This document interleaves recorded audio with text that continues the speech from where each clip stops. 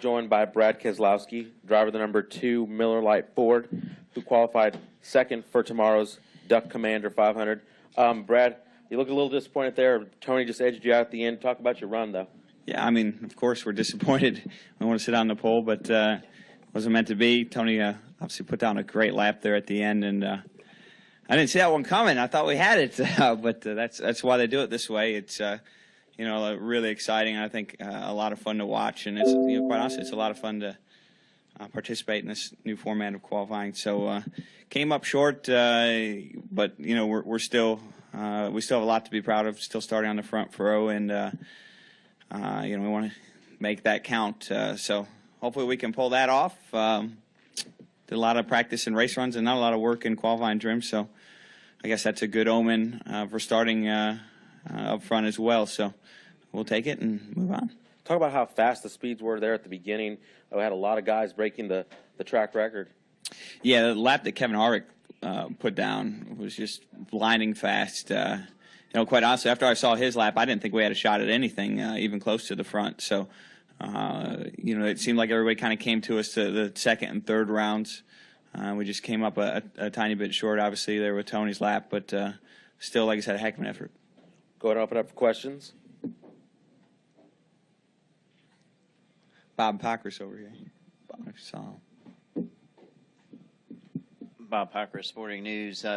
Did you guys open up in race runs yesterday, and what would you anticipate if rain washes all the rubber off the track overnight or tomorrow? You know, the thing about Cup cars is that you know, we put rubber down really quickly, especially at an abrasive track like this. And I didn't really catch the first part of what you said, but you know, the tire issues that we've seen are not related to having rubber on the track, so I don't expect it to really affect the racing that much, to be honest, other than just being, you know, really, really fast opening segment of the race and then slow down from there. We're now joined by the third place qualifier for tomorrow's Duck Commander 500, Kevin Harvick, driver of the number 4 Jimmy John Chevrolet. Kevin, you broke the track record with the speed of 198.282 there in round 1. Talk about breaking that speed, how fast it was, and then your qualifying effort overall. Yeah, you know, the first run was really good.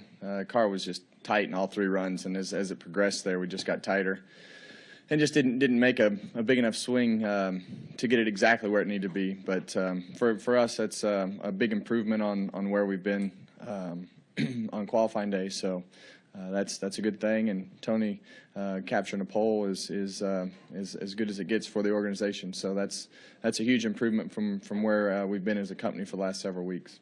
Going to continue with questions. Jerry.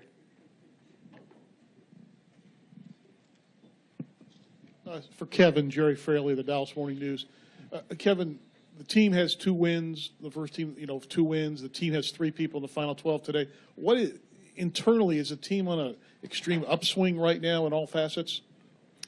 Honestly, you know, I don't even think we've scratched the surface as a team. We're still trying to get all the cars built, everything organized, you know, flowing exactly how it needs to flow in the shop, in the fab shop, with all the stuff that we've changed over the winter, with adding a whole new team and bringing in new crew chiefs, and I think everybody's just getting their, as you can see with the 14, just getting their feet on the ground and getting to where competing for poles and competing for wins and having the speed in the car hasn't been the issue for the 4 team as we've gone through the weeks, and I think you know, we've just got a few things to clean up, and things are going to be coming together even better. Another question from Bob.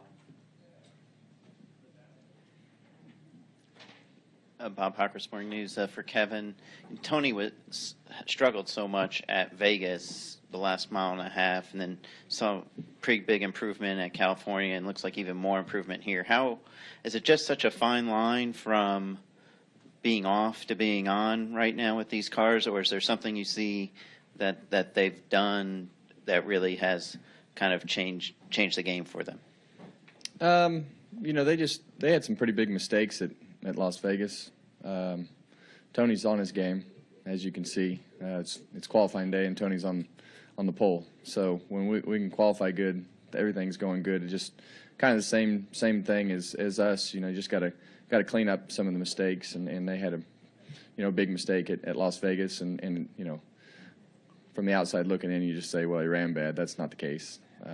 You know, I think at California they ran a lot better and had good finishes, and Chad called a good race, and everybody's doing good. So we just, you know, when we get that consistency to go along with the speed, everything will be in place and headed in the right direction.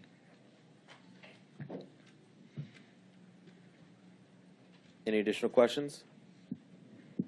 Talkative crowd today. I know, man. Gentlemen, thank you very much. so down, Best of luck guys. tomorrow.